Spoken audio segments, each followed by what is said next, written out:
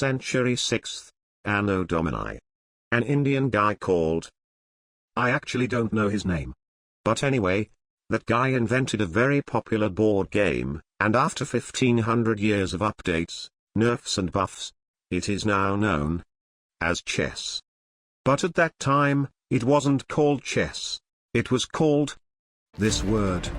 Welcome to Chaturanga, the original version of chess. And the rules are very simple. Pawns only move one square. Bishops can only hop 2 squares diagonally. Queens only move 1 square diagonally. Pawns can only promote to queens. No castling, no en passant. Everything else stays the same. And no disclaimer as well.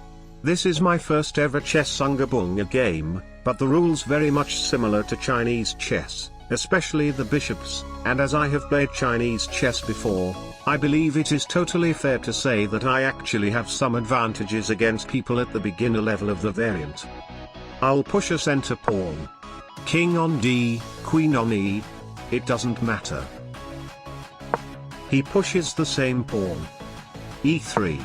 I'm blocking my bishop's way, but in my opinion, bishops are actually very useless in this mode. I mean, I can't even make trades because think about it. My bishops can only land on odd number ranks, while his bishops can only land on even number ranks. We can never touch the others.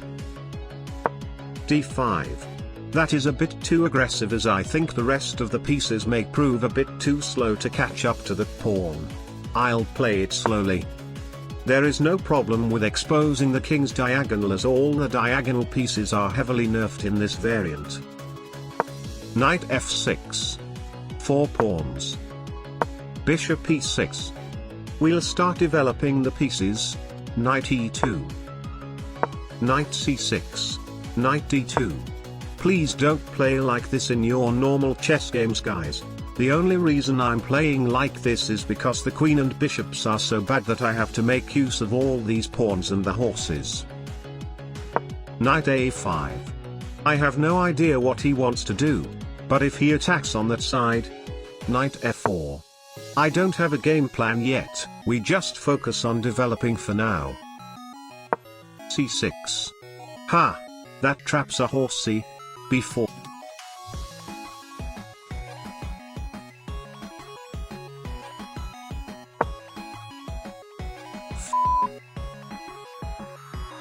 c5. That doesn't trap the horsey anymore. d4. Take. Bishop d6. I didn't even know these things can jump through pieces. I'll retreat. The only things I find usable are the knights are being pushed back, so maybe I'll have to spend some moves on the bishops. b6. Bishop a3. b5. Very aggressive. Rook c1. Rooks are the same, which means they are the strongest things on the board. b4. Bishop c5. Jump over the enemy, let's go. Rook c8. That blunders a pawn, but as a real man, I never care about such trivial matters like capturing pawns. e4. A wise man once said, a gigachad never gives a f with a pawn. So true. Pawn takes queen d7. I have to say that thing is so useless it's even worse than a pawn. Knight d5. Aha! He wants a big check at my king, and even though it is usually very bad in normal circumstances, I'm actually fine with it here. Knight c3 check.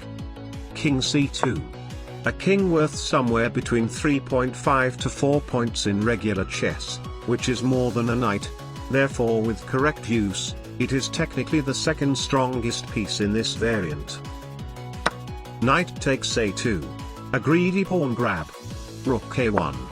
Okay, I know you may say that giving a check was better, but I actually wanted to sacrifice both my pawn and my bishop to give a strong outpost for my knight, because think about it, this bishop is so useless it only covers a few squares while standing on the most precious square on the entire board right now, and if he keeps his king on a light square or any even number ranks, it is physically impossible for my bishop to even give a check. So I would prefer him to die and give the square to something more usable like a horsey. Knight back. I'll take this one then. And he didn't even want to attack my bishop. Fine. I'll take this pawn then. King e8. Knight c4. At least I'll be able to take a pawn. Or the king. Wow. That escalated so quickly. Knight d6. Checkmate. Maybe he forgot that my bishop still defends the pawn through the knight. But anyway.